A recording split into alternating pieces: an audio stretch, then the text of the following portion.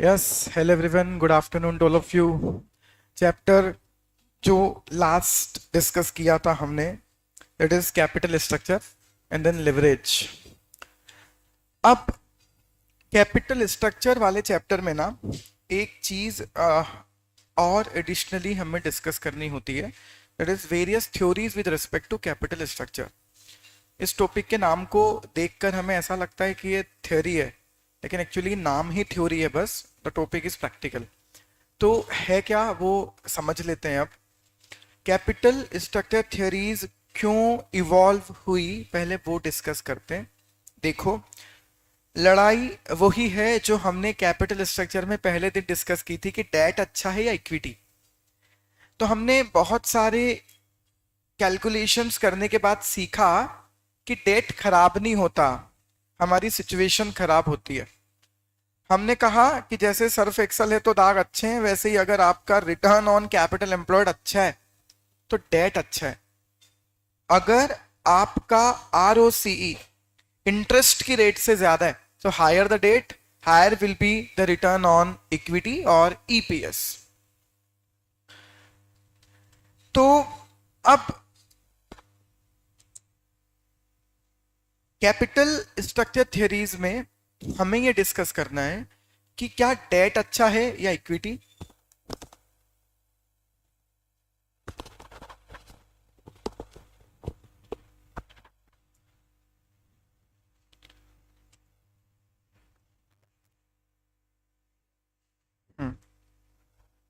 हाँ, अभी ठीक है।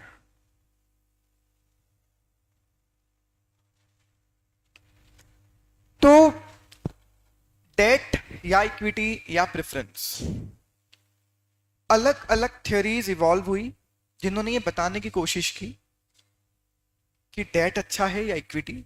और एक और चीज, the major point is what, ultimately everyone wants maximization of value.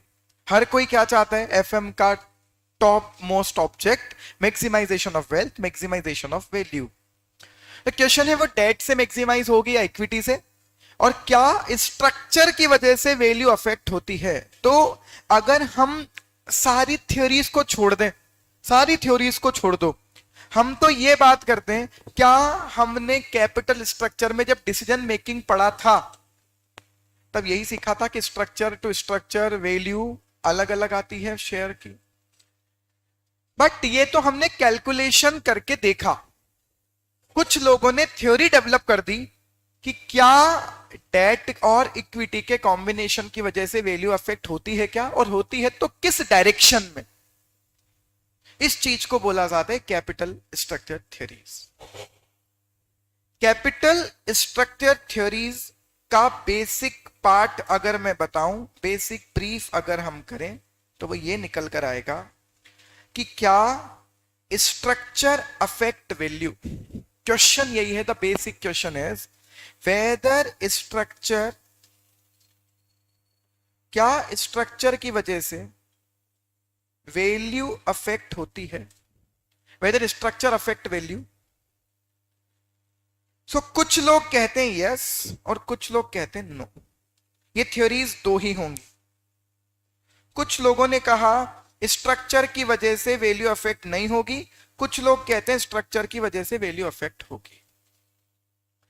अब ये कौन कौन है, तो यहां के जगह हमें पढ़ना होगा एनआई अप्रोच, और इन दोनों के लिए हमें पढ़ना होगा एनओआई अप्रोच और एम एंड एम अप्रोच। मतलब basically there are three theories under capital structure. Capital structure theories दो तरह की होती हैं कि whether structure affect the value of the organization, the answer में भी यस और नो। क्यों, ये दो लोगों का अलग अलग सोचना है। इफ यू रिमेंबर डिविडेंड वाला चैप्टर याद करो, कुछ लोगों ने ये प्रूव करने की कोशिश की थी डिविडेंड अफेक्ट द वैल्यू, और कुछ लोगों ने प्रूव करने की कोशिश की थी dividend does not affect the value. याद आ रहा है आपको। और वहां भी सबसे प्रमुखता से आया था एमेंडम, मोदी, ग्लानियन, मिलर। उसने अपनी उल जुलूल अजम्पशन से ये प्रूव करने की कोशिश की कि whether you distribute the dividend or not, the value is going to remain the same. वैसे यहां भी कुछ लोग प्रूव करेंगे कि स्ट्रक्चर की वजह से वैल्यू अफेक्ट नहीं होती, और कुछ प्रूव करेंगे अपनी असम्पशन। आप एक बात जानते हो, आप मॉडल थ्योरीज का बेसिक फंडा क्या रहता है? उनकी सोच, उनकी असम्पशंस। यहां भी पूरी थ्योरीज इन्हीं असम्पशंस पर चलेगी। बहुत इंटरेस्टिंग टॉपिक है, एक बार में कनेक्ट हो गया ना तो लाइफ लॉन्ग याद रहेगा। हम एटलीस्ट 2-3 लेक्चर ये टॉपिक कंक्लूड करने में लगाएंगे। आज हम कोशिश करेंगे केवल पहला थ्योरी कवर कर ले, that is relevance of capital structure for the purpose of value. क्या वैल्यू अफेक्ट हो रही है कैपिटल स्ट्रक्चर से? यस। और थ्योरी का नाम क्या है? Net income approach. इधर ये प्रूव करने की कोशिश की जाएगी कि स्ट्रक्चर चेंज करने से वैल्यू चेंज होगी। अब वो कैसे और किस डायरेक्शन में, ये बात हमें आज करनी है। देखो, अधिकतर बच्चों को ना एक प्रॉब्लम बहुत आती है इस चैप्टर में, इस टॉपिक में, कि हमें ये याद नहीं हो पाता कि नेट इनकम में वैल्यू अफेक्ट होगी या एनओआई में।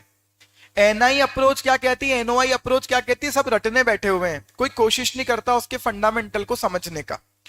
आपको 1 मिनट में पूरा फंडामेंटल समझा रहा हूं, लाइफ लॉन्ग इसी के थ्रू याद रखना। एनआई अप्रोच और एनओआई अप्रोच में किस में वैल्यू सेम है और किस में वैल्यू अलग अलग है। उनके नाम ही वो रखे हुए हैं जो उनका फंडामेंटल है।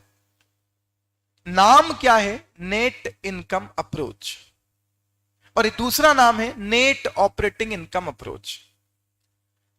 आप एक बात नोटिस करना, अगर इनकम स्टेटमेंट देखोगे तो नेट ऑपरेटिंग इनकम का मतलब सिंपली क्या? EBIT, net operating income EBIT. और नेट इनकम का मतलब, या अगर प्रेफरेंस नहीं हो तो profit after tax. Net income क्या? सब कुछ माइनस होने के बाद। नेट ऑपरेटिंग इनकम क्या? ऑपरेटिंग एक्सपेंसेस माइनस होने के बाद। तो याद करो, ईबीआईटी को आप ऑपरेटिंग प्रॉफिट ही कहते हो। तो नेट ऑपरेटिंग इनकम का मतलब क्या है? ईबीआईटी। और नेट इनकम का मतलब क्या है? ईएईएस। अब आप खुद दिमाग लगाओ, ध्यान से सोचो, क्या स्ट्रक्चर चेंज होने से इन दोनों में से क्या चेंज होता है? जल्दी बताओ, स्ट्रक्चर चेंज होने से इन दोनों में से क्या चेंज होता है? स्ट्रक्चर चेंज होने की वजह से एनओआई चेंज नहीं होता। EBIT depends upon capital employed and not on capital structure. तो आप बताइए, स्ट्रक्चर चेंज होने की वजह से क्या चेंज होगा? Net income. और नेट इनकम अप्रोच क्या कह रही है? नेट इनकम अप्रोच कह रही है value depends on net income. Net operating income approach कह रही है value depends on net operating income.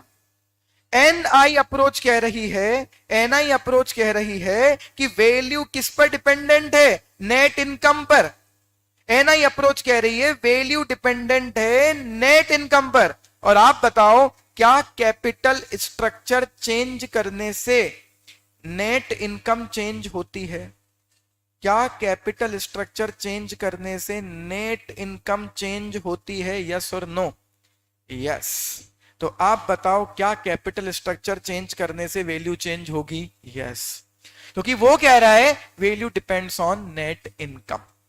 ये प्रूव करेंगे। इसका मतलब 1 मिनट में याद कर सकते हो, 1 मिनट में हमेशा के लिए याद कर सकते हो। एनआई अप्रोच कहेगी कि स्ट्रक्चर चेंज करो वैल्यू चेंज होगी। एनओआई अप्रोच कहेगा स्ट्रक्चर चेंज करने से वैल्यू चेंज नहीं होगी। खत्म, बात इतनी सी ही है। एनआई अप्रोच कह रही है, एनआई अप्रोच में ये प्रूव करेंगे कि वैल्यू डिपेंड है नेट इनकम पर, और स्ट्रक्चर चेंज करने से नेट इनकम चेंज होती है। इट मींस जैसे जैसे आप स्ट्रक्चर चेंज करोगे नेट इनकम चेंज होगी, नेट इनकम चेंज होने से वैल्यू चेंज होगी। एनओआई अप्रोच कह रही है कि वैल्यू डिपेंडेंट है नेट ऑपरेटिंग इनकम पर। जैसे जैसे आप स्ट्रक्चर चेंज करोगे नेट ऑपरेटिंग इनकम चेंज नहीं होगी। इट मींस स्ट्रक्चर चेंज करने से वैल्यू चेंज नहीं होगी। ये कौन प्रूव करेगा? एनओआई। तो नाम में कंफ्यूज होने की जरूरत ही नहीं है। नेट इनकम अप्रोच के अकॉर्डिंग वैल्यू डिपेंडेंट है नेट इनकम पर। नेट इनकम कैपिटल स्ट्रक्चर के चेंज होने से यस चेंज होती है, इसलिए नेट इनकम अप्रोच ये प्रूव करेगी कि वैल्यू चेंज होगी स्ट्रक्चर चेंज करने से। Is this clear now? चलिए आगे आते हैं। अब स्टार्ट करते हैं एन आई अप्रोच पढ़ना। एन आई अप्रोच पढ़ें, इसके लिए दो चीजें यूज करेंगे। पहले इस अप्रोच की अजम्पशन समझ लेते हैं, फिर कुछ फिगर्स यूज करके कैलकुलेशंस करेंगे, देखते हैं क्या प्रूव करते हैं। अजम्पशंस क्या है?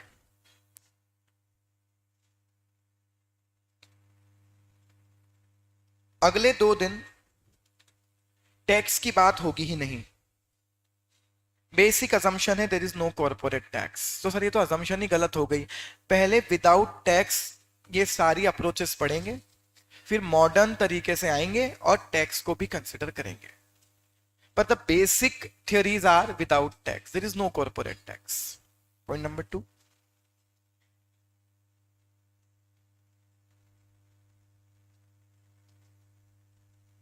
मेन अजम्पशन ये है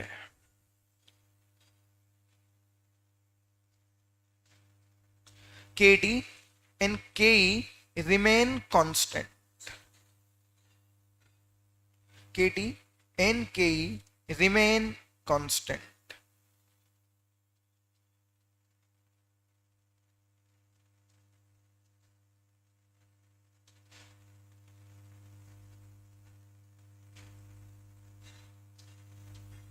KD and KE remain constant at all level of debt equity ratio, या ऐसा भी लिख सकते हैं at all level of financial leverage।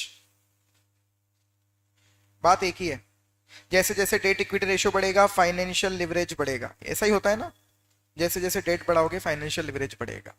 KD and KE remain constant at all level of debt equity ratio।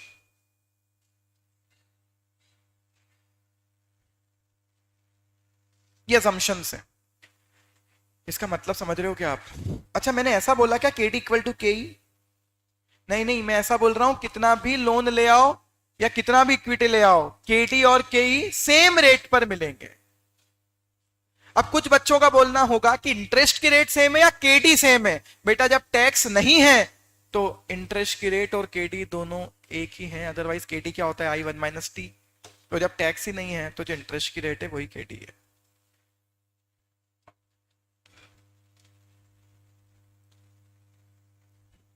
ये assumptions हैं।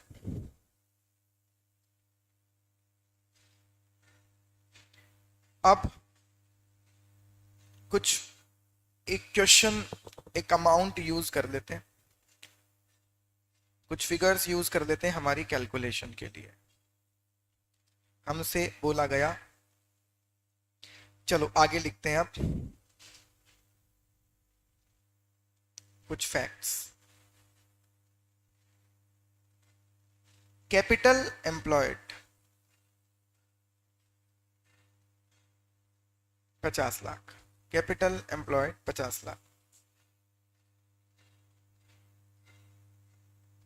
ROCE 14%, ROCE is 14%,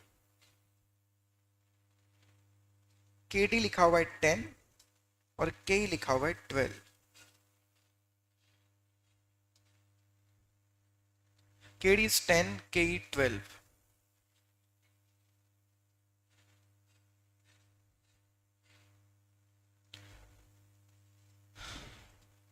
ये basic figures हैं जो हमें अवेलेबल है।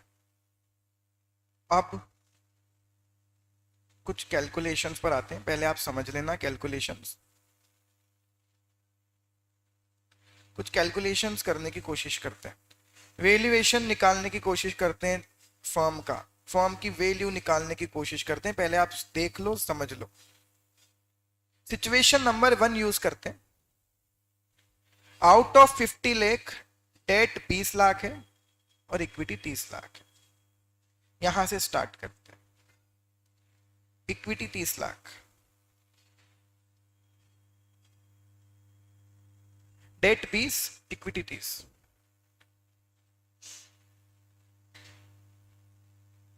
पहली सिचुएशन। दूसरी सिचुएशन में डेट और इक्विटी बदल देंगे थोड़ा सा।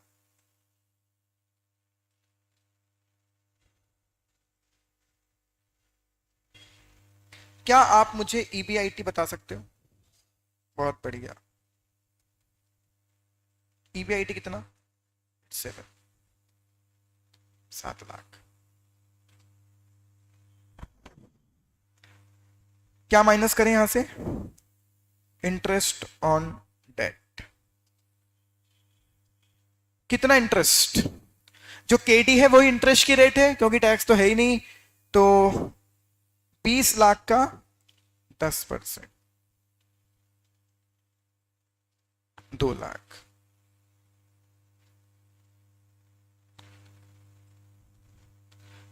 क्या बोलोगे इसे? Profit before tax. टैक्स है क्या?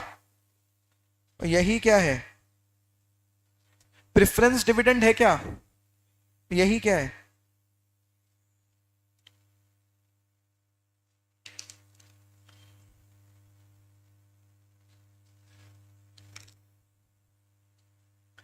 वैल्यू निकालनी है फॉर्म की, और फिर देखना है कि स्ट्रक्चर चेंज करने से फॉर्म की वैल्यू चेंज होती है क्या। और वैल्यू में दो चीजें इंक्लूड है फॉर्म की वैल्यू में, डेट की वैल्यू और इक्विटी की वैल्यू।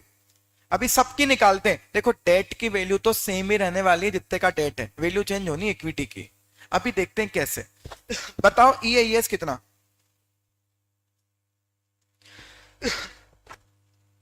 अब एक बात समझना, डाउट ये आएगा सर ईएस से इक्विटी की वैल्यू कैसे निकालें। सुनते रहना आप ध्यान से। अब मुझे एक बात बताओ, सपोज करो अगर मैं आपको बोलूं कि एक शेयर की फेस वैल्यू 10 रुपए, पहले एक कैलकुलेशन देख लो। एक शेयर की फेस वैल्यू 10 रुपए, तो बताओ आपके हमारे क्वेश्चन में नंबर ऑफ शेयर कितने हो जाएंगे? 3 लाख। क्या ईपीएस निकाल सकते हो? ईपीएस कितना होगा? 5 lakh divided by 3 lakh, that is 1.67। अब मुझे बताओ ईपीएस अवेलेबल है और केई अवेलेबल है, क्या शेयर की वैल्यू निकाल सकते हो? बहुत बढ़िया। P0 equal to EPS upon के। कुछ याद आया? अरे हम तो उल्टा पढ़ते थे, के equal to EPS upon P0, पर ये भी तो होता है P0 equal to EPS upon के। अगर ईपीएस अपॉन के करोगे तो 1.67 अपॉन 12%, बताओ कितना आता है? 13.9। एक शेयर की market price 1.67 divided by 12%, it's 13.92। और शेयर्स कितने हैं आप बताओ? आप 3 लाख, करो मल्टीप्लाई।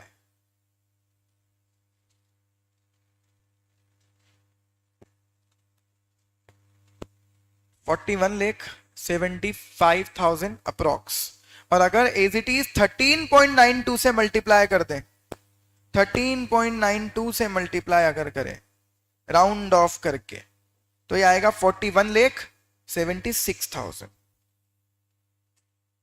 ये राउंडिंग ऑफ का इंपैक्ट है। तो आप एक गलती नोटिस करो अपनी खुद की, कि आपने पहले नंबर ऑफ शेयर से डिवाइड किया, बाद में उसी नंबर ऑफ शेयर से मल्टीप्लाई कर दिया। तो इसको साइड में हटाओ ना। अगर एक शेयर के अर्निंग से केई को केई से डिवाइड करके, एक शेयर की अर्निंग को केई से डिवाइड करके अगर एक शेयर की प्राइस आ सकती है, तो सारे शेयर की अर्निंग को केई से डिवाइड करोगे तो सारे शेयर की मार्केट वैल्यू आ सकती है। क्या बात समझ में आती है? तो मुझे एक बात बताओ, इतना सबको पता है क्या P0 equal to EPS upon? तो मुझे बताओ अगर ईपीएस की जगह क्या लिख दूं? अपॉन, तो क्या मार्केट वैल्यू ऑफ इक्विटी आ सकती है? ठीक है। क्या एक ही बात है दोनों? अगर एक शेयर की अर्निंग से कई, एक शेयर की अर्निंग को कई से डिवाइड करके एक शेयर की प्राइस आ सकती है, तो ओवरऑल शेयर की अर्निंग को अगर कई से डिवाइड करूं तो क्या आएगा? Market value of equity. तो बताओ यहां मार्केट वैल्यू ऑफ इक्विटी कितना लिखूं? मार्केट वैल्यू ऑफ इक्विटी बताओ कितना लिखूं? दैट इज EAES अपॉन के। करो 5 lakh divided by 12%, 5 lakh divided by 12% कितना आता है? 41 लाख।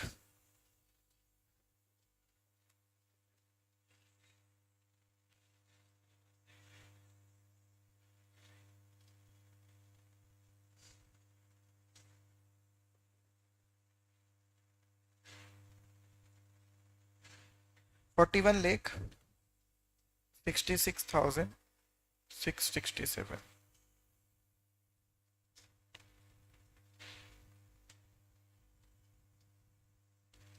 बिल्कुल, लिख लो फिर।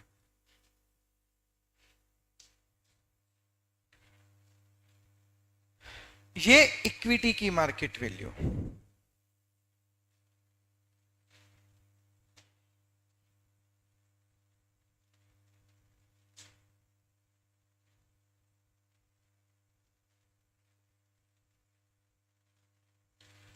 जो भी आ रहा था यही आएगा अभी। एक शेयर की अर्निंग को अगर कई से डिवाइड करके एक शेयर की मार्केट प्राइस आ सकती है, तो ओवरऑल शेयर की अर्निंग को कई से डिवाइड करोगे तो क्या आएगा? इक्विटी की market value. Market value of equity 41 lakh. बताओ मार्केट वैल्यू ऑफ डेट कितना? डेट की मार्केट वैल्यू तो सेम। कितने का है date? 20 lakh.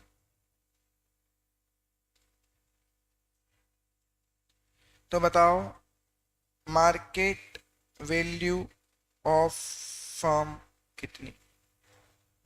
Market value of firm 61, 66, 667। अभी कोई तीर नहीं मार लिया हमने, अभी तो हमने केवल एक वैल्यू निकाली। अभी तो हमें देखना है क्या स्ट्रक्चर चेंज होने से ये वैल्यू चेंज होगी। 61 लाख 66,667।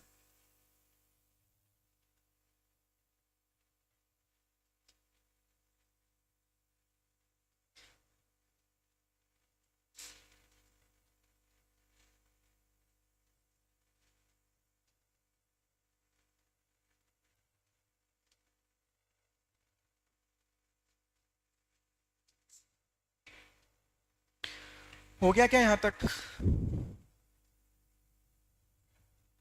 अभी कुछ नहीं हुआ, अभी तो हम प्रूव करते हैं, देखते हैं क्या होता है आगे।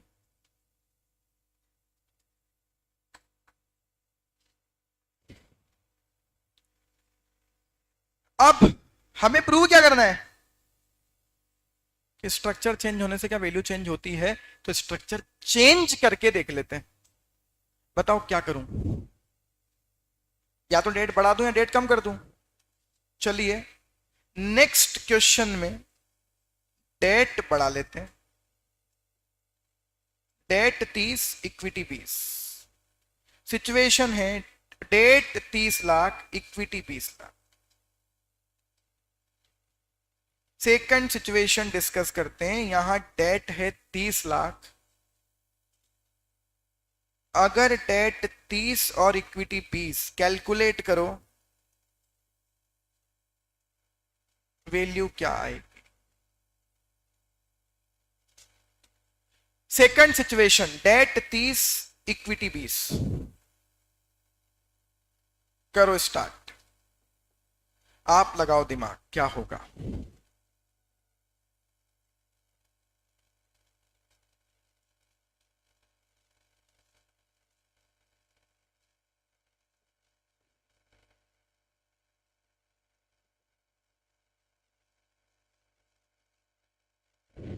मैं इधर कर देता हूं आगे।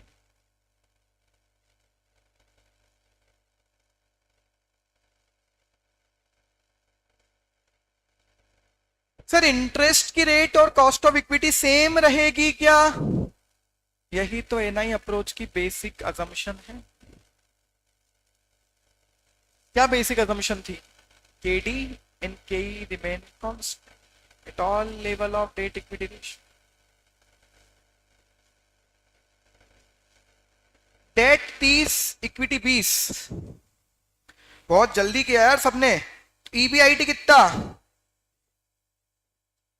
7 लाख। इंटरेस्ट कितना? 3 lakh. Profit before tax, profit after tax या अर्निंग अवेलेबल, ये कितना? 4 लाख। के कितना 12%। So market value of equity कितनी 43 lakh 33,33,333 market value of equity. और market value of debt 30 lakh. So market value of firm 63,33,333। अब कुछ नोटिस करो, देखो कुछ नोटिस करो। क्या एनआई ने यही बोलना स्टार्ट किया था? क्या बोला था एनआई ने? स्ट्रक्चर चेंज करोगे तो वैल्यू चेंज होगी। क्या वैल्यू चेंज हो गई? पर यार आपका दिमाग खराब नहीं हुआ क्या? डेट बढ़ाने से वैल्यू बढ़ गई? Is this possible? पर हो तो रहा है, पर हाउ इट इज पॉसिबल? क्यों? डेट के एडवांटेज पता तो है आपको। आप कमा अच्छा रहे हो ना। अरे जब आप अच्छा कमा रहे हो तो डेट तो आपको एडवांटेज देके जाएगा। टैक्स बेनिफिट भी नहीं है इस क्वेश्चन में, तो फिर भी डेट एडवांटेज दे रहा है। रीजन? क्योंकि ओवरऑल पैसे पर कमाया 14 और डेट वालों को दिया केवल 10, तो एक्स्ट्रा तो आपको ही बटेगा, वैल्यू बढ़ेगी फर्म की। ये है नहीं, वो कह रहा है जैसे स्ट्रक्चर चेंज करोगे वैल्यू चेंज होगी, बट वो केवल ये नहीं बता रहा कि वैल्यू चेंज होगी। हम तो डायरेक्शन तक नोटिस कर सकते हैं, और डायरेक्शन क्या है? डेट बढ़ाने से वैल्यू बढ़ रही है। या उसका रीजन समझो।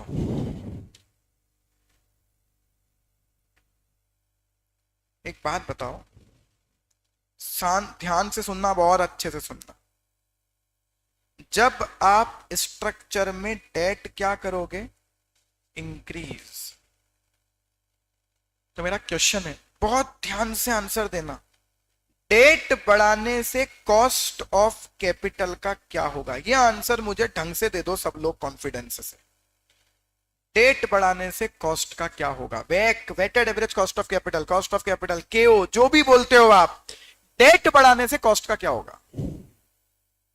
मुझे बताओ, डेट की कॉस्ट ज्यादा है या इक्विटी की कॉस्ट ज्यादा है? कार्तिक आराम से सोच, डेट की कॉस्ट ज्यादा है या इक्विटी की कॉस्ट ज्यादा है?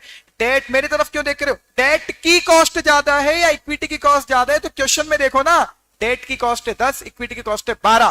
किसकी कॉस्ट ज्यादा है? इक्विटी की। और किसकी कॉस्ट कम है? डेट की। डेट की कॉस्ट 10, इक्विटी की कॉस्ट 12। फिर बोलो, डेट की कॉस्ट ज्यादा, इक्विटी की कॉस्ट ज्यादा?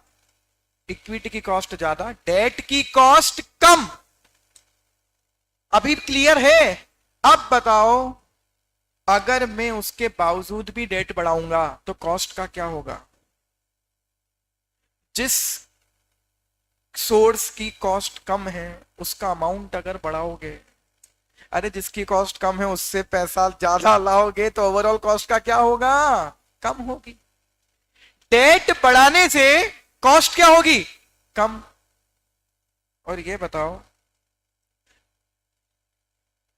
नेट इनकम भी क्या हो? नेट इनकम का फिर क्या होगा? नेट इनकम का क्या होगा? नेट इनकम बढ़ेगी। क्यों? क्योंकि कॉस्ट कम हो गई। जब आपने डेट बढ़ाया तो कॉस्ट क्या हो गई? कम। रीजन? क्योंकि डेट की कॉस्ट कम है और इक्विटी की ज्यादा, तो जिस कंपोनेंट की कॉस्ट कम है उसका सोर्स बढ़ाओगे, उसका अमाउंट बढ़ाओगे तो कॉस्टिंग कम होगी, तो नेट इनकम क्या होगी? बढ़ेगी। और आप बताओ, वैल्यू डिपेंडेंट किस पर है? नेट इनकम पर। तो जब नेट इनकम बढ़ेगी तो वैल्यू भी बढ़ेगी। क्या बात समझ में आ रही है? केवल एक ही चीज उल्टी गई है, डेट बढ़ाने से कॉस्ट कम हो रही है, बाकी तो इनकम भी बढ़ेगी और वैल्यू भी बढ़ेगी। अब आपको जो एक चीज डाइजेस्ट नहीं हो रही होगी ना, वो ये नहीं हो रही होगी,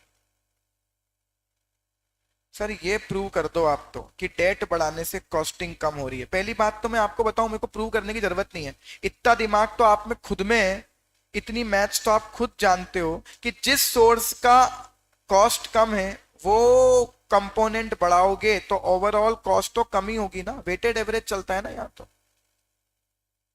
अब हम आपकी ये इच्छा पूरी कर लेते हैं कि सर आप तो ये प्रूव कर दो कि केओ कम हो रहा है। कोई ना, उसके लिए दोनों स्ट्रक्चर में क्या निकाल लें, कॉस्ट ऑफ कैपिटल केओ। अरे कोई बात नहीं कार्तिक, कैसी बात कर रहा है एफएम के 4 महीने एफएम पढ़कर कि रीपे भी करना पड़ेगा। रीपे तो हर चीज करनी पड़ती, इक्विटी भी कौन सा हम खा के बैठ जाते हैं। कॉस्ट में तो हम ईयरली एनुअल कॉस्ट ही काउंट करते हैं, रीपे तो हर पैसा करना है, डेट भी करना है, इक्विटी भी करना है, चाहे इक्विटी रिडम्पशन पे करना है, पड़ा तो वो लाइबिलिटी में ही है। कॉस्ट का क्या इंपैक्ट, कॉस्ट पर क्या इंपैक्ट है उसका, एनुअल कॉस्ट पर क्या इंपैक्ट है, रीपे करना है या नहीं करना है उसका। हर साल खर्चा कितना हो रहा है उससे कॉस्ट डिसाइड होगी ना। चलिए, तो अब किस बात की कोशिश करें, आपके पास इस पेज पर जो इतना स्पेस अगर बचा हुआ है तो अब यहां पर एक कैलकुलेशन मैं कर रहा हूं, आप भी करना, पहले समझ लो। दोनों कॉलम में आप अपनी अपनी कैलकुलेशन कर देना, पहले समझ लो मुझसे। दोनों सिचुएशंस में क्या कैलकुलेट करते हैं हम, क्यू। बताओ इक्विटी की, इक्विटी का अमाउंट कितना है। चलो मैं अलग से कर देता हूं, आप फिर कर लेना। इक्विटी सिचुएशन नंबर 1, इक्विटी का अमाउंट कितना,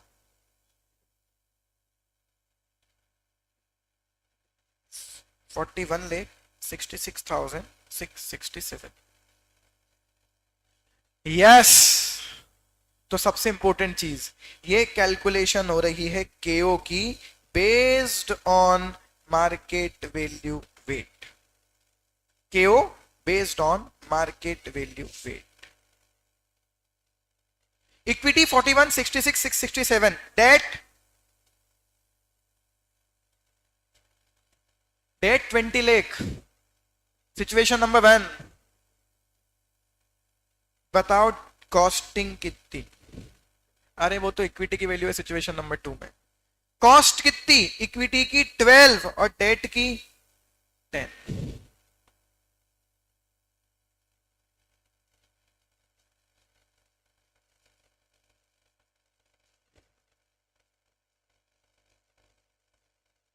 हाँ, केओ कैलकुलेट करें।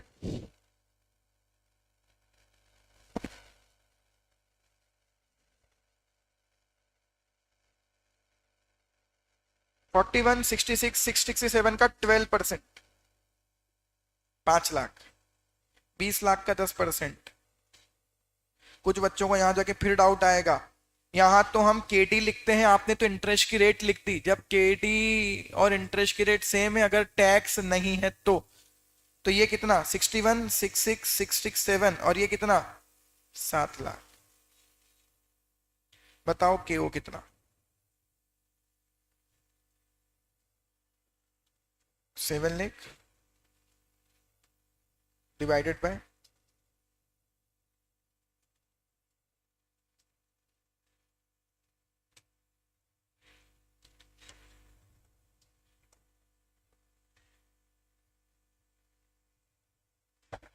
हम्म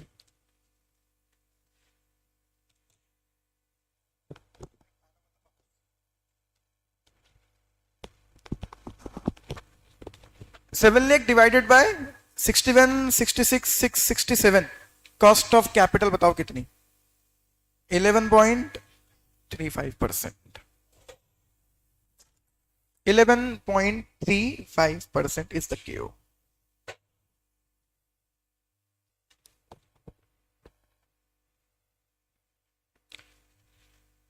हाँ भाई ठीक है, अब इसको यही कैलकुलेशन आप पहले तो नोट करो और यही कैलकुलेशन स्ट्रक्चर 2 के लिए करो और देखो कुछ नोटिस करो फिर।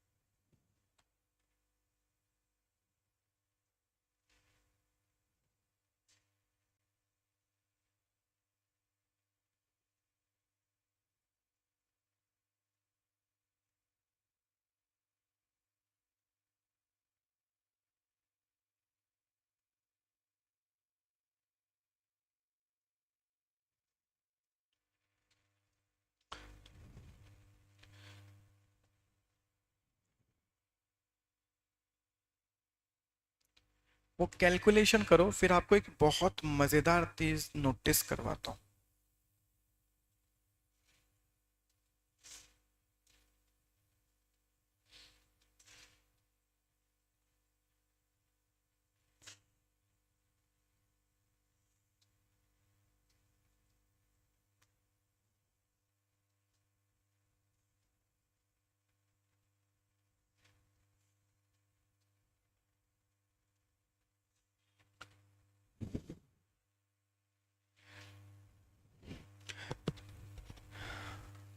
देखो, आप कैलकुलेशन तो कर रहे हो और सबके आंसर सही आ रहे हैं, 11.05। आप तो ये बताओ, जो हमने इस कैलकुलेशन करने के पहले लिख दिया था वही हो रहा है क्या?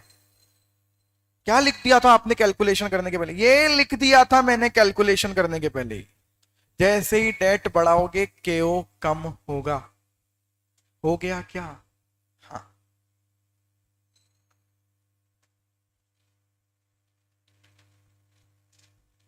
सो सेकंड सिचुएशन में केओ कितना है वो मैं बता देता हूं। 33 देन 30 लाख,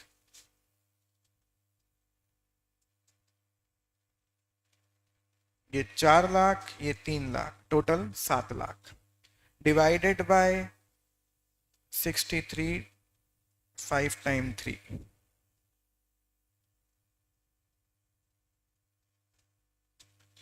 और आंसर क्या है? 11.05%। सर यार ये चीजें चल कैसे रही है? अरे ये अजम्पशन की वजह से चल रही हैं, आप समझ नहीं रहे। केडी कम है, केई ज्यादा है, और कह रहे हैं केडी और केई हर लेवल पर क्या रहेगा? कांस्टेंट। तो जैसे ही आप डेट बढ़ाओगे ओवरऑल कॉस्ट क्या होगी? कम होगी। ओवरऑल कॉस्ट कम होगी तो नेट इनकम इंक्रीज होगी, and value is dependent upon the net income. तो जब नेट इनकम बढ़ेगी तो वैल्यू भी बढ़ेगी, सिंपल। और हमने ये नोटिस नहीं किया, हमने ये कैलकुलेट कर लिया कि क्या केओ कम हो रहा है। यस, कम हो रहा है। It's 11.35 was there in first situation, जबकि सेकंड में डेट बढ़ाया तो केओ कम होकर 11.05 आ गया। अब आप एक चीज नोटिस करो जो आपको अब तक करनी थी। फर्स्ट सिचुएशन में जब आपने केओ निकाला, तो केओ निकालने के लिए जो दो फिगर यूज किए वो किए 67 lakh divided by 61.67 lakh. Second situation में किया 7 लाख डिवाइडेड बाय 63.33 लाख। यही किया क्या? अब आप देखो 7 लाख क्या है? 7 लाख ईबीआईटी, जो कि हर जगह सेम आ रहा है, दोनों में 7 lakh 7 lakh divided by. Sir नीचे वाला अमाउंट तो चेंज हो गया ना, इस नीचे वाले अमाउंट का भी एक सिग्निफिकेंस है। ये ऊपर 61.67 थी मार्केट वैल्यू ऑफ फर्म, नीचे वाले में 63.33 लाख है market value of the firm. मतलब एक चीज नोटिस तो करो, केओ का नया फॉर्मूला बन गया क्या कुछ? KO equal to what? EBIT upon market value of firm. इसको मैं उल्टा करता हूं, अभी मजा तब आएगा। अभी तो आप सिंपली नोटिस करो और ऑब्जर्व करो कि जब आपने ईबीआईटी को मार्केट वैल्यू ऑफ फर्म से डिवाइड करोगे ना तो केओ आ सकता है, या हो ही तो रहा है। और सही बताऊं, इसको उल्टा करता हूं, मजा तब आएगा। सही बताऊं ना आपको, तो लिखना ऐसा भी लिखा जा सकता है, market value of firm equal to EBIT upon केओ।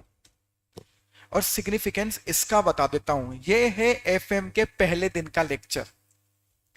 ये कहां से पहले दिन में डिस्कस हो गया था? पहले दिन एक सिचुएशन डिस्कस की थी, value equal to performance upon expectations. और बताओ वैल्यू इक्वल टू क्या? This is performance from the point of view of overall investors. Overall investors के पॉइंट ऑफ व्यू से परफॉर्मेंस ईबीआईटी, और ओवरऑल इन्वेस्टर के point of view से expectation, that is cost of overall capital. ये है interesting बात। इसका मतलब आज आपको नई चीज सिखा रहा हूं बातों बातों में।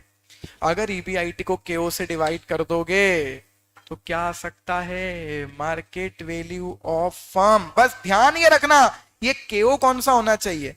ये केओ होना चाहिए बेस्ड ऑन, ऑब्वियस है ना, this is K O based on market value weight. और इसीलिए उधर भी देख लो, ऊपर भी EBIT upon value of firm किया है, पर कौन सी value, book value of firm लिखा है, नहीं, मार्केट वैल्यू ऑफ फर्म लिखा है।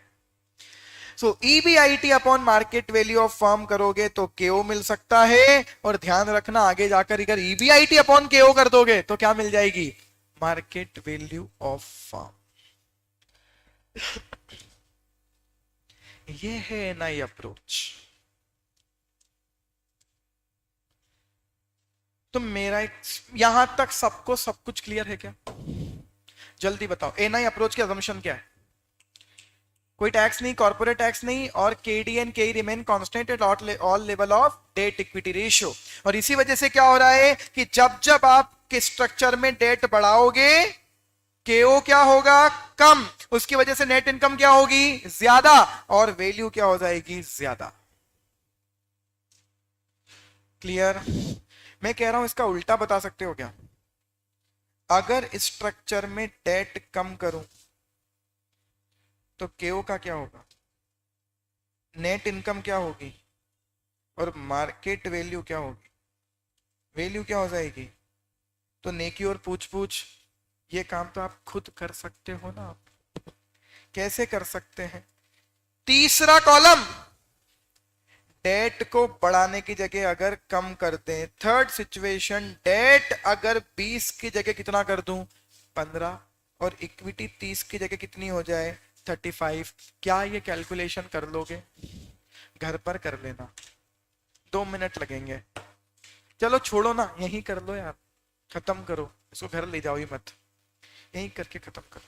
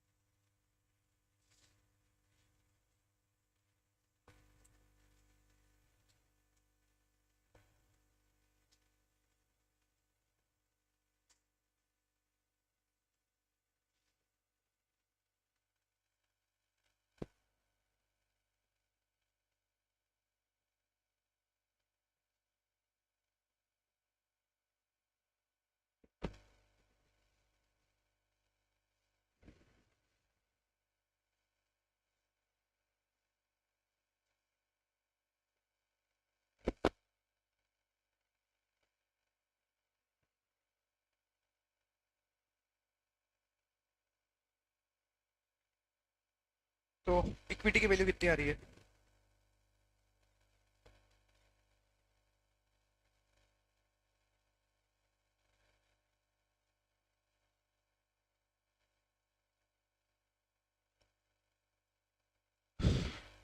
और एक बात बताओ, केओ कैलकुलेट करने जाओगे, यहाँ आ रहा था 11.35, बताओ यहाँ 11.35 से ज्यादा आना चाहिए या कम? ज्यादा आएगा। डेट कम करोगे तो कॉस्ट बढ़ जाएगी।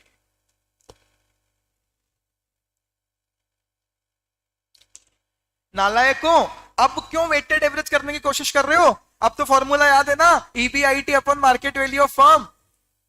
EBIT 7 lakh divided by market value of firm, यही आएगा ना आंसर। तो सर आप तो गजब बातें करते हो कई बार। हाँ हाँ, तो समझने के फायदे यही हैं। 11.51% हो गई आपकी कॉस्ट। सो आई थिंक हमने एन आई अप्रोच कंक्लूड कर दी। स्ट्रक्चर में डेट बढ़ाओगे, कॉस्टिंग कम होगी, नेट इनकम इंक्रीज होगी, वैल्यू इंक्रीज होगी। स्ट्रक्चर में अगर डेट कम करोगे तो जिसकी कॉस्टिंग कम है उसको कम किया, तो जिसकी कॉस्टिंग ज्यादा है वो बढ़ेगा, तो केओ हो जाएगा ज्यादा, नेट इनकम हो जाएगी कम, तो वैल्यू गिर जाएगी। यही है नेट इनकम अप्रोच। अब मुझे बताओ, इस अप्रोच की अजम्पशन अगर सही हो रही हो, आपकी भी कंपनी में कितना ही डेट लो, इंटरेस्ट की रेट सेम रहेगी, तो बताओ क्या करोगे, बताओ क्या करोगे? Use as much debt as possible. क्या करोगे फिर? In order to increase the value क्या करोगे? बहुत बढ़िया, एक्सीलेंट।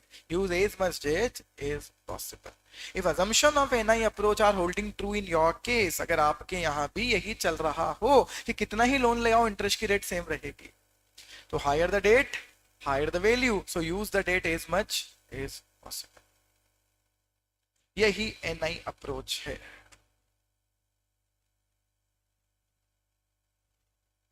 हो गया यहां तक?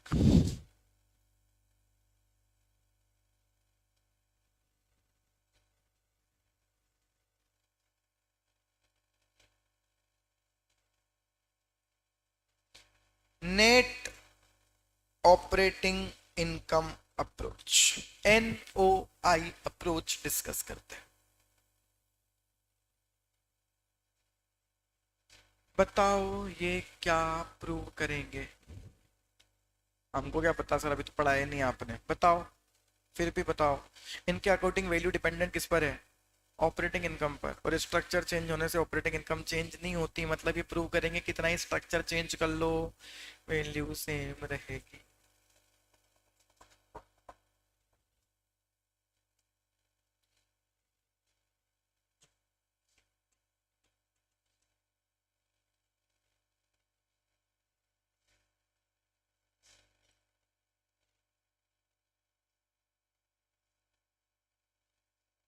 मुझे एक बात बताओ, क्या आपको NI अप्रोच की किसी अजम्पशन में कोई प्रॉब्लम है? टैक्स वाली अजम्पशन में तो प्रॉब्लम होगी, सेकंड अजम्पशन में आपको कोई प्रॉब्लम लगती है? और आपको नहीं लगती तो फिर आप में ही प्रॉब्लम है। मैं आपको रियल बात बता देता हूं, KD कांस्टेंट नहीं हो सकता। KD KE की कहानी अलग, ये सब कांस्टेंट नहीं हो सकते, KD और KE। मैं वो सही बताऊं आपको, एक बार फिर भी हो सकता है कि KD कांस्टेंट हो जाए, लेकिन KE तो डिपेंडेंट है ना रिस्क पर।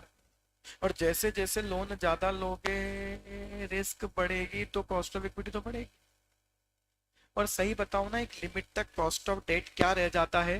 कांस्टेंट। लेकिन एक लिमिट के बाद वो बढ़ता है, और दोनों ही कांस्टेंट नहीं रह सकते, और वो दोनों ही कांस्टेंट कर गए। NOI अप्रोच की असम्पशन,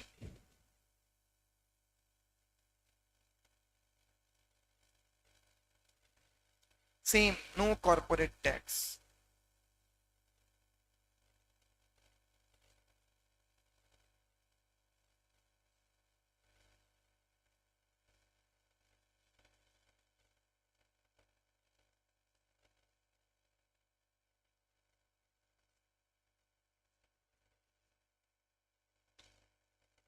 कुछ तो बदला है, कुछ तो बदला है। KD and KO remain constant, but they are assuming, what they are assuming, पहले कह रहे थे KD और KE दोनों कांस्टेंट है, अब कह रहे हैं KD और KO कांस्टेंट है। मतलब क्या बदलेगा? मतलब क्या बदलेगा? KE। ये थोड़ा सा प्रैक्टिकल हो रहा है। कहते हैं डेट बढ़ाओगे ना तो इक्विटी वालों की रिस्क बढ़ेगी, इसलिए उनकी एक्सपेक्टेशन बढ़ेगी, इसलिए KE बढ़ जाएगा। तो जितना फायदा KD से होना था डेट बढ़ाने से, KD जो फायदा देता वो फायदा किसने हड़प लिया? KE ने बढ़कर, इसलिए KO हमेशा क्या रह जाएगा? कांस्टेंट। करेंगे हम। yes. KD and KO remain constant. कुछ फैक्ट्स यूज कर लेते हैं।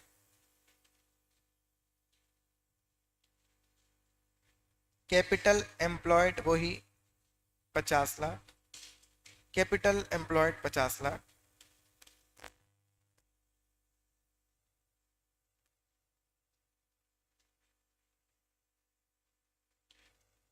50 लाख। ROCE 14%, KO 12%, KD 10%।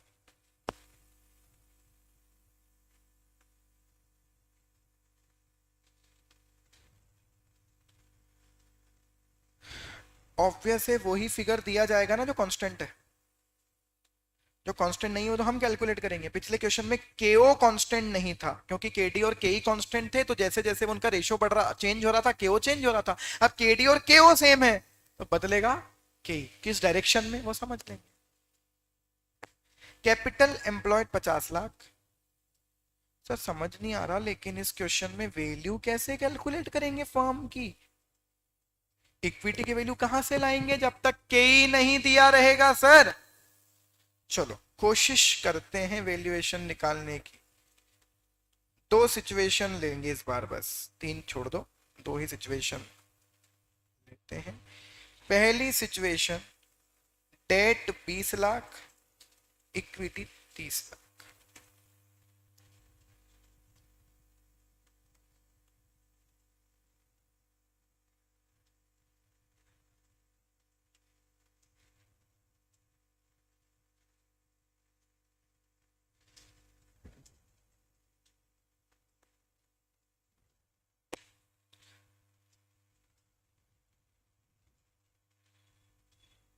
बताओ ईबीआईटी कितना रखूं?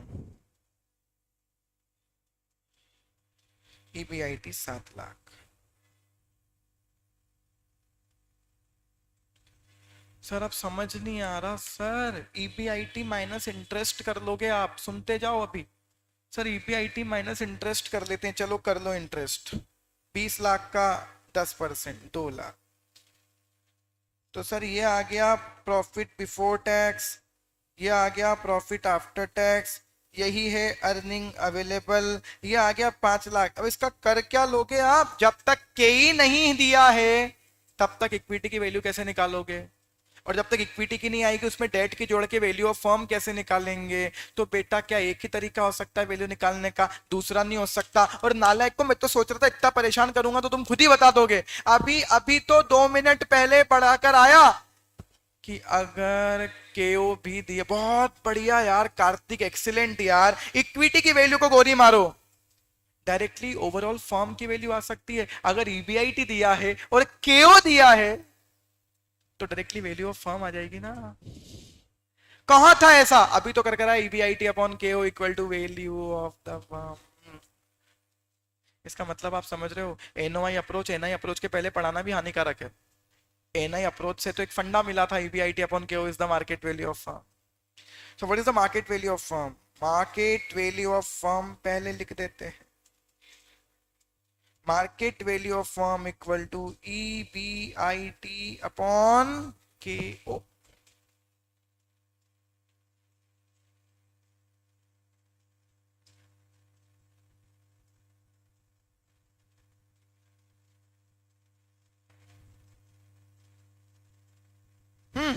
हो गया। So EBIT upon KO 5 lakh upon 12%. So market value of the firm. अब इक्विटी और डेट की कैसे निकालोगे यार? इतना तो बता दो यार। बहुत बढ़िया, value of the firm equal to value of debt plus value of equity. So अगर वैल्यू ऑफ फर्म अवेलेबल है इसमें से माइनस कर दो वैल्यू ऑफ डेट। कितनी है वैल्यू ऑफ डेट? 20 लाख।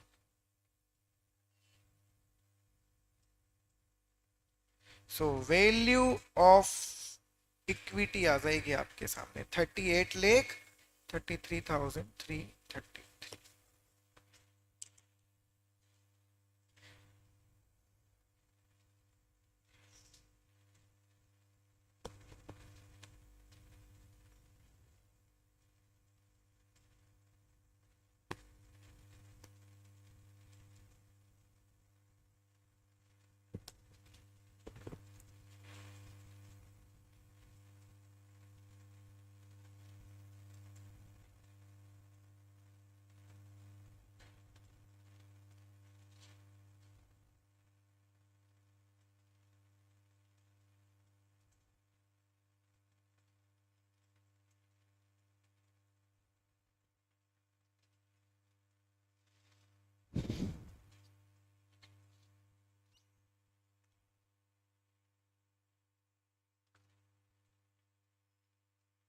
हो गया क्या? चेंज करें?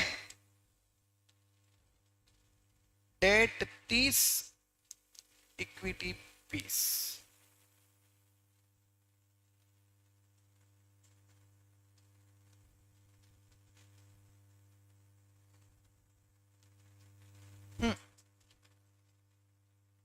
ईबीआईटी, इंटरेस्ट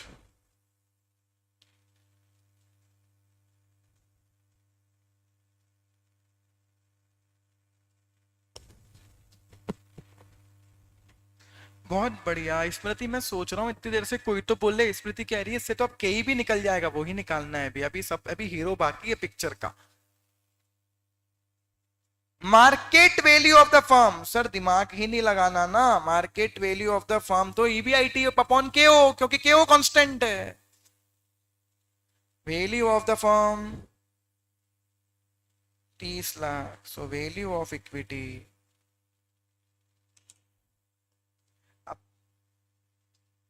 ये करी क्यों रहे हो जो वैल्यू सेम है, आगे बढ़ो ना बोल के। नहीं, किस वजह से सेम हो पा रही है वो तो डायग्नोज करो यार। सब नोट कर लो ना, यहां तक तो मुझे बता देना, फिर आप नोट करना बंद कर देना। यहां तक पहुंच जाओ सब।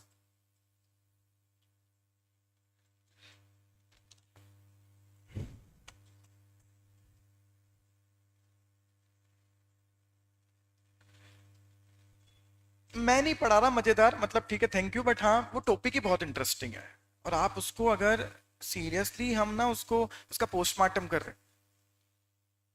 समझो समझो समझो, इसीलिए बार बार कहता हूं, कब तक कितनी चीजें रटेंगे। आज के आज ही खत्म करो कि हाँ हो गया याद, खत्म है। दोनों अजम्पशन पर बेस चल रहा है सब कुछ। अब चलो काम की बात पर आए। चलिए अब हम ये समझने की कोशिश करते हैं कि ये इतनी ऐसा हो कैसे रहा है। जब डेट बढ़ा तो केओ कांस्टेंट कैसे रह गया? क्योंकि बेटा जैसे ही आप क्या एक्सपेक्ट कर रहे थे डेट बढ़ने से? सर हम ये एक्सपेक्ट कर रहे थे कि जैसे ही डेट बढ़े केओ कम हो। क्यों? बोले सर जिसकी कॉस्टिंग कम है वो बढ़ गया ना। फिर भी कांस्टेंट कैसे रहा केओ? क्योंकि जैसे ही तुमने डेट बढ़ाया, रिस्क बढ़ी, तो के ही बढ़ गया। तो जितना फायदा डेट के बढ़ने से कॉस्ट को होना था ना, उतना ही क्या हो गया केई के बढ़ने से नुकसान। इसलिए केओ क्या रह गया? कांस्टेंट। तो हमें क्या प्रूव करना पड़ेगा कि जैसे ही डेट बढ़ाएंगे केई क्या हो जाएगा? बढ़ जाएगा। तो दोनों सिचुएशन में क्या कैलकुलेट कर लें? केई। और गारंटी है कि ज्यादा केई कहां आएगा? सिचुएशन 2 में।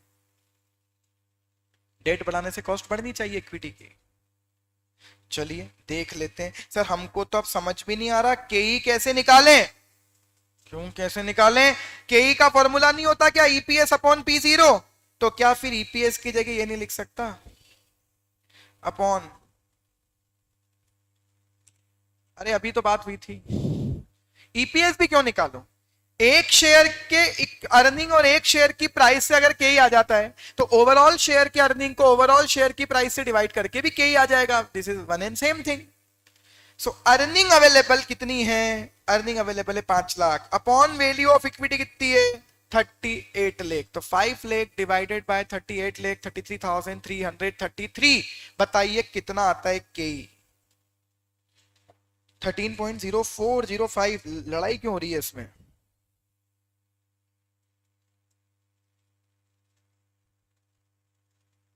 Thirteen point zero four. रुक जाओ, थांबा। बताओ सेकंड सिचुएशन में के क्या आना चाहिए? क्या डिस्कस किया हमने अभी? डेट बढ़ने से कॉस्ट ऑफ इक्विटी बढ़ जाएगी, तो सेकंड सिचुएशन में के ज्यादा आना चाहिए। कर लेते हैं। 4 लाख डिवाइडेड बाय 28,33,333, 14.12%।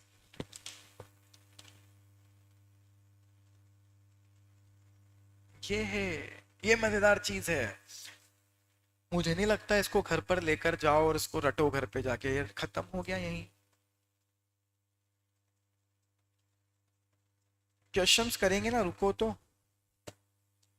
सब करेंगे, ये क्वेश्चंस ही है वैसे तो।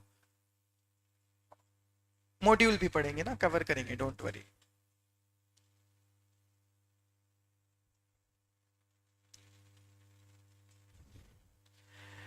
तो अब NOI अप्रोच को कंक्लूड क्या करूं, यहां तक नोट कर लिया क्या सबने? NOI को कंक्लूड करें। जब जब स्ट्रक्चर में डेट क्या करोगे, इंक्रीज।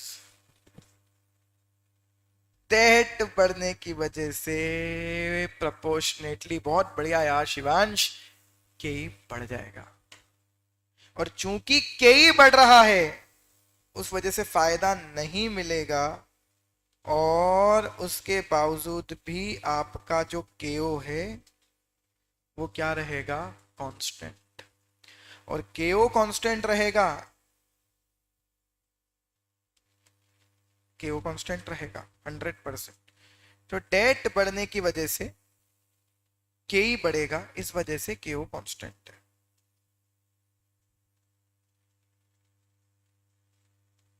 केओ कांस्टेंट है,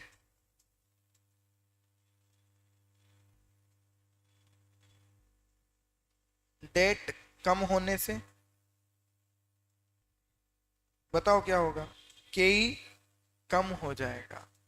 सो अगेन आपका केओ रहेगा कांस्टेंट। और वैल्यू डिपेंडेंट किस पर है, EBIT अपॉन केओ, केओ कांस्टेंट, इसलिए आपकी वैल्यू कांस्टेंट। और वो तो वैसे भी वैल्यू तो आपकी डिपेंडेंट है नेट ऑपरेटिंग इनकम पर, इनके अकॉर्डिंग तो वो तो सेम है। सो इसलिए कुछ भी कर लो, value is going to remain the same. ये है NI और NOI।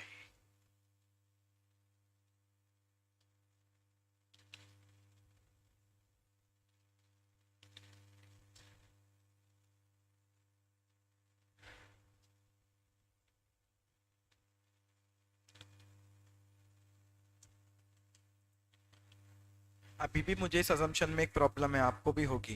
ये कह रहे हैं मतलब अल्टीमेटली प्रोपोर्शनेटली के ही बढ़ जाएगा, जिस प्रोपोर्शन में आप डेट बढ़ाओ प्रोपोर्शनेटली के ही बढ़ जाएगा और इफेक्ट सेम रहेगा, ऐसा भी एग्जैक्टली नहीं होता है।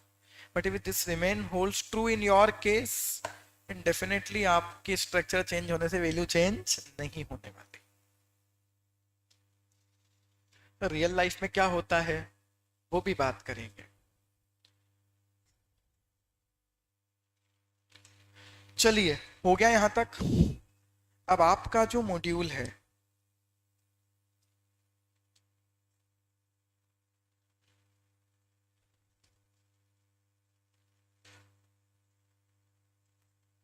कैपिटल स्ट्रक्चर वाला चैप्टर,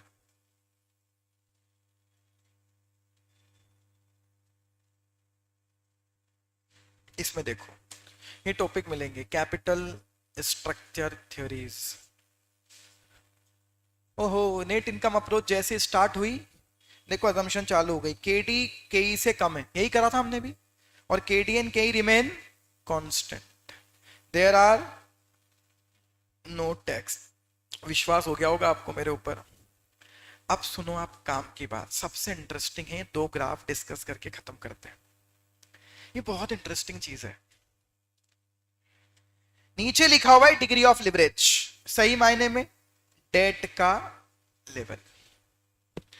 तो जैसे जैसे इधर जा रहे हैं ना, डेट बढ़ रहा है, जैसे जैसे इधर कुमकुम पेज नंबर 590, जैसे जैसे इधर जा रहे हैं डेट बढ़ रहा है, और ये है आपकी कॉस्ट ऑफ कैपिटल। अब आप भी जानते हो कॉस्ट ऑफ कैपिटल दो चीजों का कॉम्बिनेशन है, cost of debt and cost of equity. तो दो एरो समझ लें पहले, ये रहा कॉस्ट ऑफ डेट का और ये रहा कॉस्ट ऑफ इक्विटी का। और मजेदार चीज देखो, NI अप्रोच में दोनों कांस्टेंट है, KD और KE दोनों क्या चल रहे हैं, कांस्टेंट।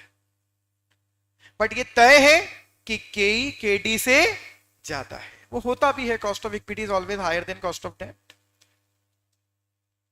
ये तीसरा एरो किसका चल रहा है, ये चल रहा है आपकी ओवरऑल कॉस्ट ऑफ कैपिटल का, केओ का। और समस्या ये चल रही है कि जैसे जैसे डेट बढ़ा रहे हो ना, ये केओ कम हो रहा है, क्या ऐसा ही होगा? हाँ, तो देखो इस ग्राफ से कितना अच्छे से समझा जा सकता है। जैसे जैसे डेट बढ़ा रहे हो आपका के, अच्छा एक बात मुझे समझ नहीं आ रही, ये केओ यहां से क्यों स्टार्ट हो रहा है, यहां से ये केई से जुड़ के क्यों स्टार्ट हुआ, टॉप पर ये केई पर था। रीजन है यहां लिवरेज जीरो है, मतलब 100% इक्विटी। तो आप बताओ अगर 100% इक्विटी है तो केओ उतना ही होगा ना जितना केई है, पक्का। तो फिर ये नीचे जाके केटी से क्यों नहीं जुड़ा, उसका मतलब हो जाता कि 100% डेट, जो कि कभी भी पॉसिबल नहीं। हर चीज का रीजन है, सोचो 100% डेट तो पॉसिबल ही नहीं है, 100% इक्विटी पॉसिबल है। इसलिए देखो यहां पर केटी और केओ सेम थे, केई और केओ सेम थे।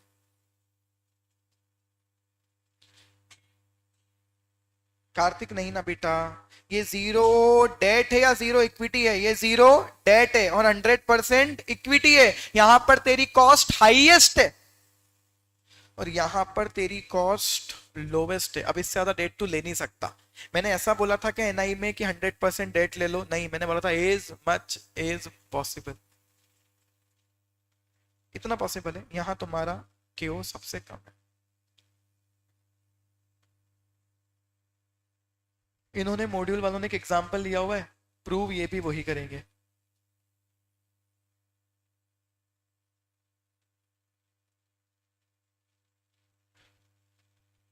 सब देख सकते हो आप, इसके बीच में जितने भी एग्जांपल हैं आपको देखने, सब देख सकते हो। नेक्स्ट और लास्ट, NOI अप्रोच। अजम्पशन देखो, KO कांस्टेंट है, KD भी कांस्टेंट है, पर जैसे जैसे डेट बढ़ाओगे वैसे वैसे क्या बढ़ेगा, के कांस्टेंट नहीं है। अब देखो ग्राफ उल्टा हो गया, अब ग्राफ बदल गया, डेट का लेवल और कॉस्ट ऑफ कैपिटल। अब की बार देखो क्या कांस्टेंट किया, KD और KO। और देखो जैसे जैसे डेट बढ़ा रहे हो KE बढ़ रहा है। ये ग्राफ भी पढ़ना सिखा रहा हूं। जैसे जैसे KD और KO कांस्टेंट है। कुछ बच्चों का डाउट आएगा KO बीच में क्यों है, बेटा एवरेज तो हमेशा हाईएस्ट और लोवेस्ट के बीच में आते हैं, KE और KD के बीच में ही होगा KO हमेशा। यहां भी देख लो आप, जैसे जैसे डेट बढ़ा रहे हो KE बढ़ रहा है, इस वजह से KD और KO कांस्टेंट है। एग्जाम्पल इन्होंने इनके भी दिए हुए हैं, आप जो करना चाहे करो। आज के डिस्कस, ये देखो ये देखो ये देखो देखो देखो देखो, value of firm equal to net operating income upon weighted average cost of capital. Net operating income का मतलब क्या होता है, जल्दी बताओ, EBIT। कॉस्ट ऑफ कैपिटल को मैंने क्या लिखा था, KO। सो वेट ये है, बहुत बढ़िया यार, विश्वास हो जाएगा आपको सब। Value equal to EBIT upon KO। कर लो आप इनका भी इलस्ट्रेशन, जो भी करना है आपको। खत्म आज का डिस्कशन, कल पढ़ेंगे यहां से, कल पढ़ेंगे मोदी क्लानियन मिलर अप्रोच। ये वापस वही व्यक्ति है जो डिविडेंड में भी आया था, जिसने बोला था dividend decision is irrelevant, dividend बांटो या मत बांटो वैल्यू सेम रहेगी। अब ये यहां कह रहा है स्ट्रक्चर कितना ही चेंज कर लो वैल्यू सेम रहेगी। मतलब ये साले वो व्यक्ति हैं दोनों जो कह रहे हैं कुछ भी कर लो वैल्यू सेम रहेगी। करते हैं इनकी बात, कल करेंगे। आई होप यहां तक सबको आज का क्लियर है। ठीक है, चलिए खत्म करते हैं, मिलते हैं कल। Thank you so much. Questions करवाऊंगा मैं एक बार, सब पढ़ा तो उसके बाद ओवरऑल क्वेश्चंस करवाऊंगा।